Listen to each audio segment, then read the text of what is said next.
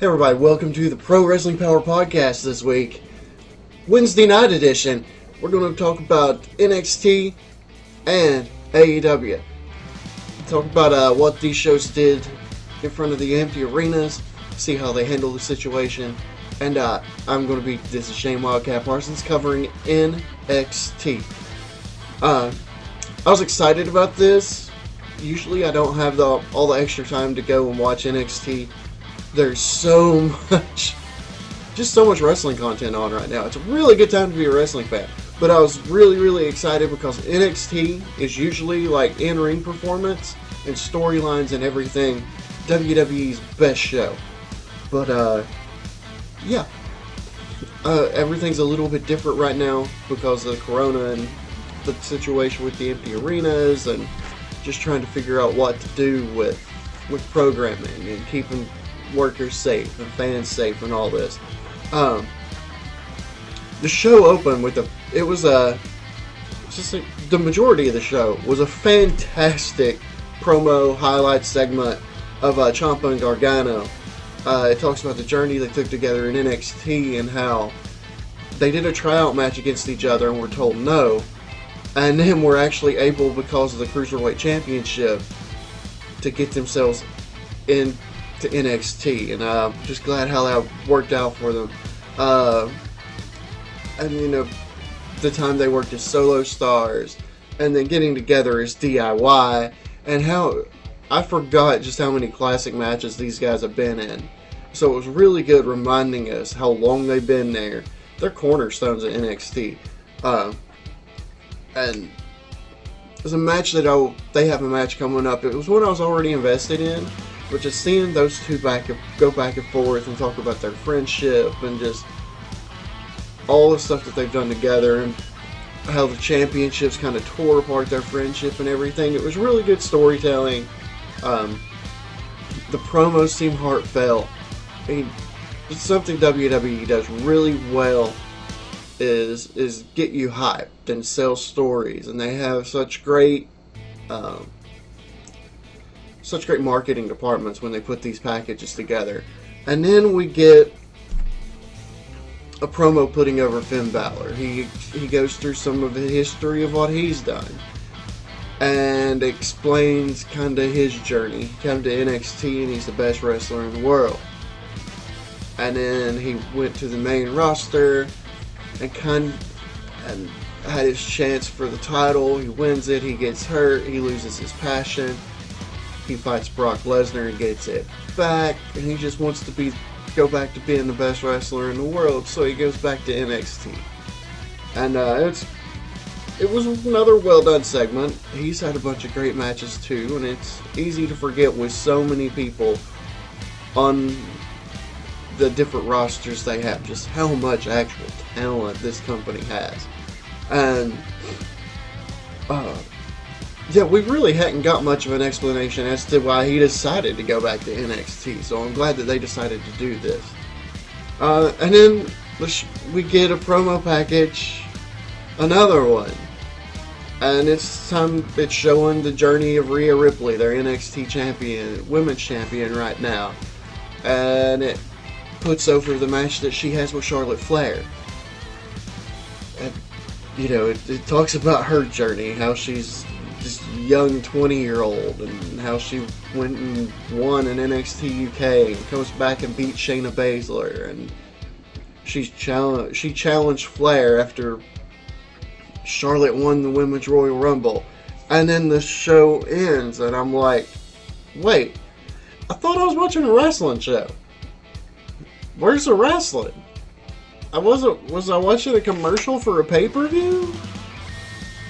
I mean, I was excited about it because NXT's got some of the best in-ring action, and they want none of the in-ring action. So what's going on, guys? Like, especially given, I just don't understand it, especially given that you're going head-to-head with AEW, and that's part of why you've been putting on such great shows with this brand, but with the roster of talent that you have. Come on, guys, give me something. If it were sold as a highlight show, I could have loved every second of it. But this was your Wednesday night. I wanted to see some fighting in the ring. I don't think that's too much to ask. Anyway, I'm going to send it on over to Retro Joe and see how things happen on the AEW side of the house.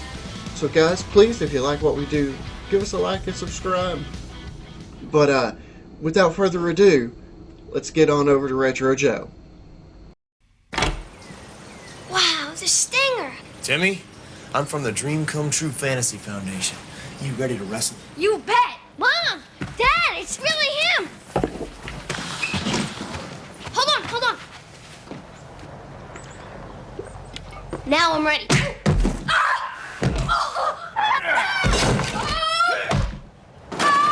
It looks so real. Don't count on Sprite to do anything but quench your thirst.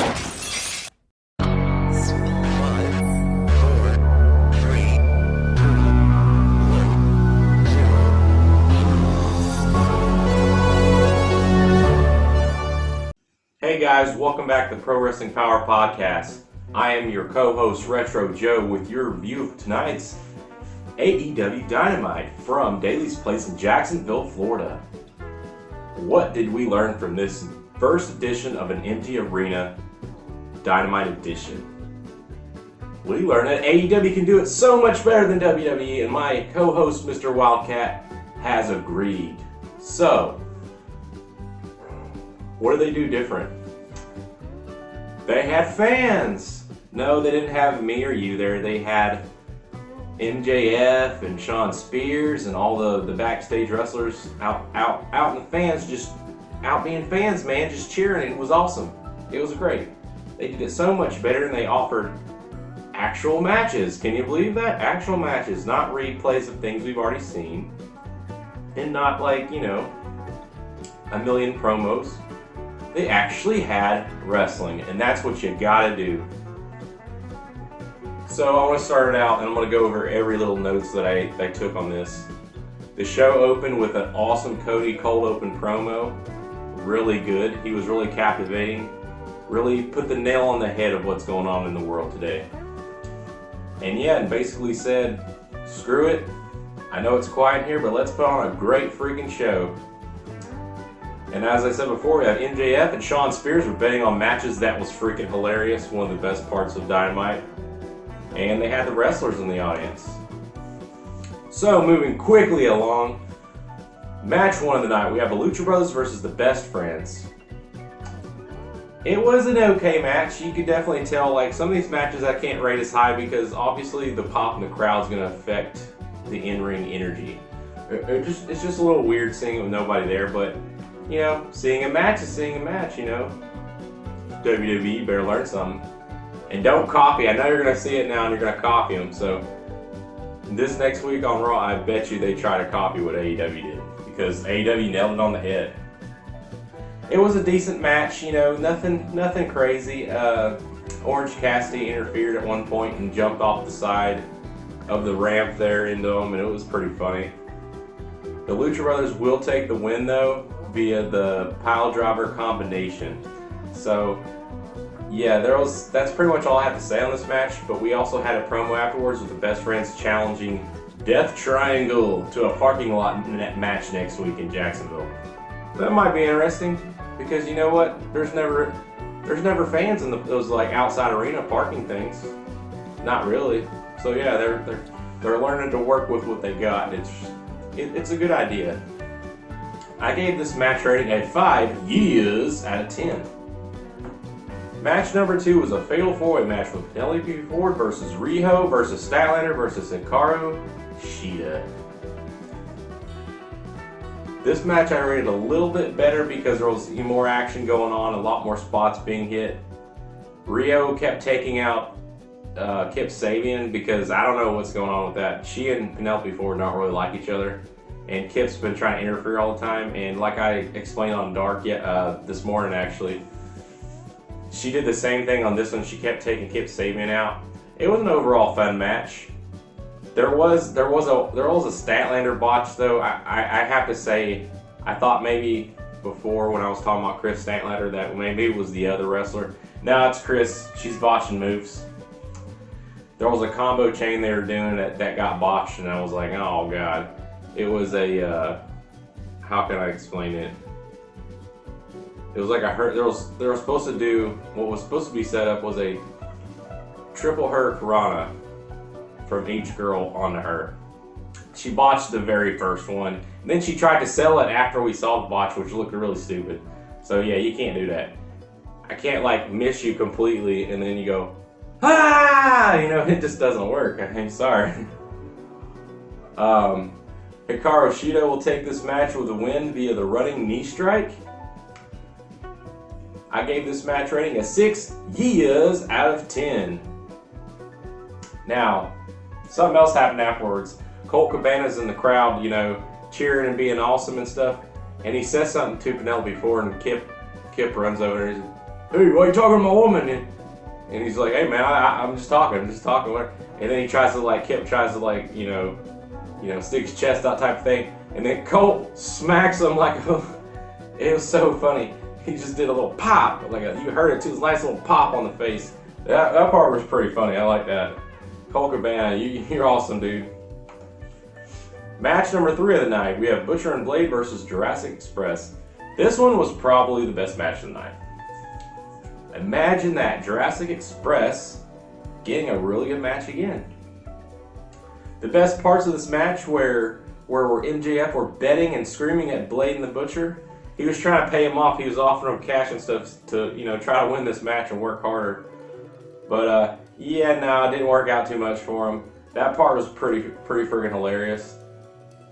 The only problem I had with the match, I mean, I gave it a really high rating because it was the best match of the night, and it was fun to watch. There was a botched destroyer over the top ropes by Jungle Boy.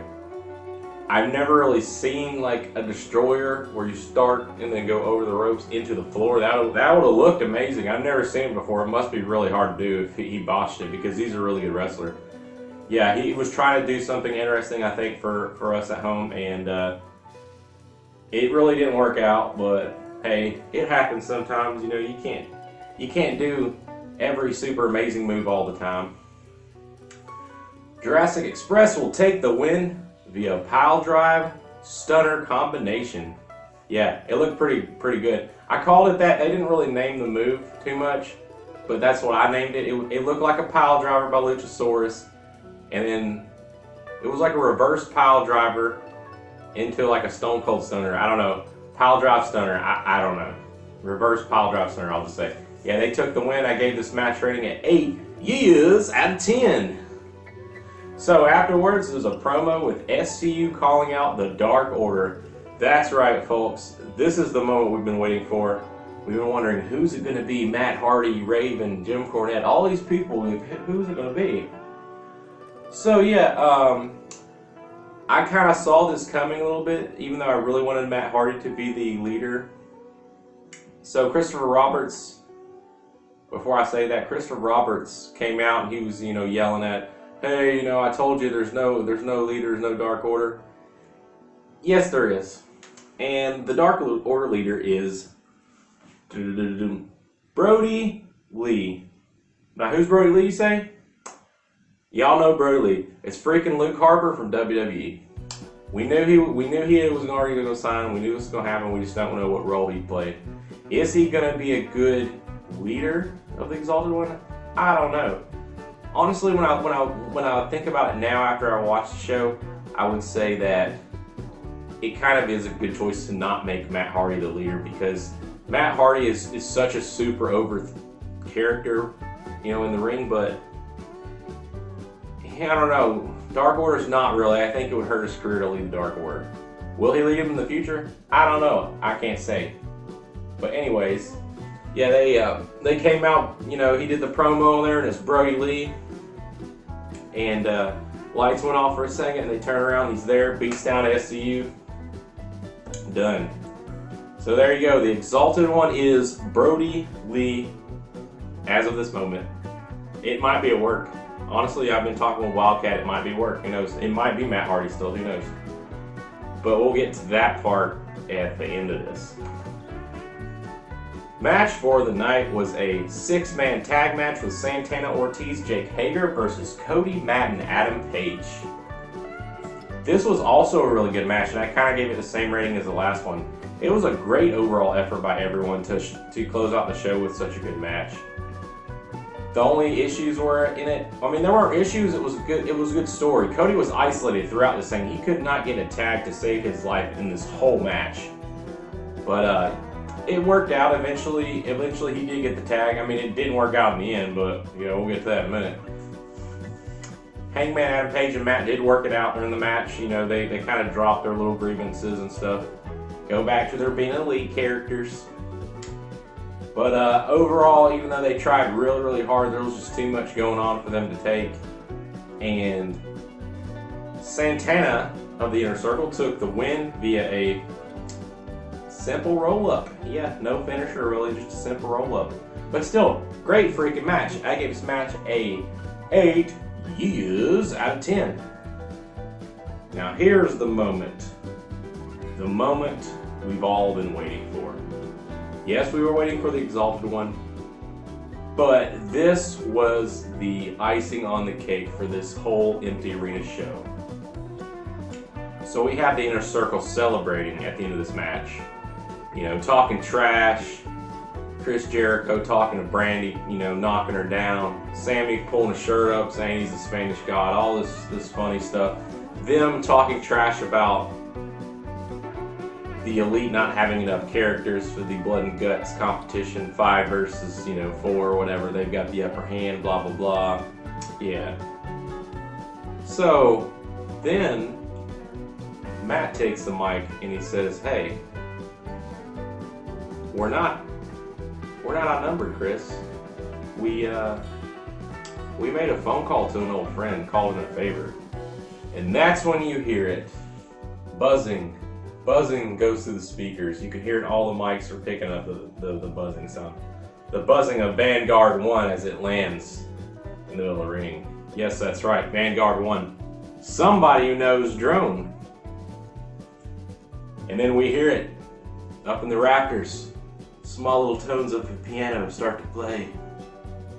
And the camera moves over and the lights come on. In this very auspicious moment, it was just very cool because even without the people in there, it just, with the music playing, it gave us more of a better ambience, and it was...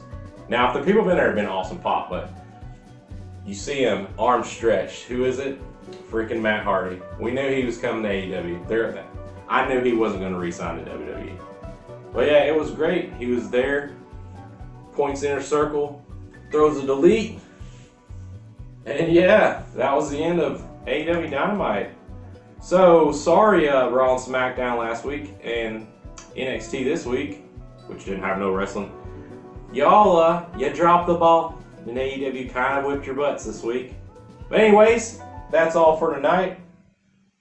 And don't forget to like and subscribe for more content from us. We appreciate you following us, and it's awesome to talk to you during these, weird and rough times of Empty Arena Wrestling.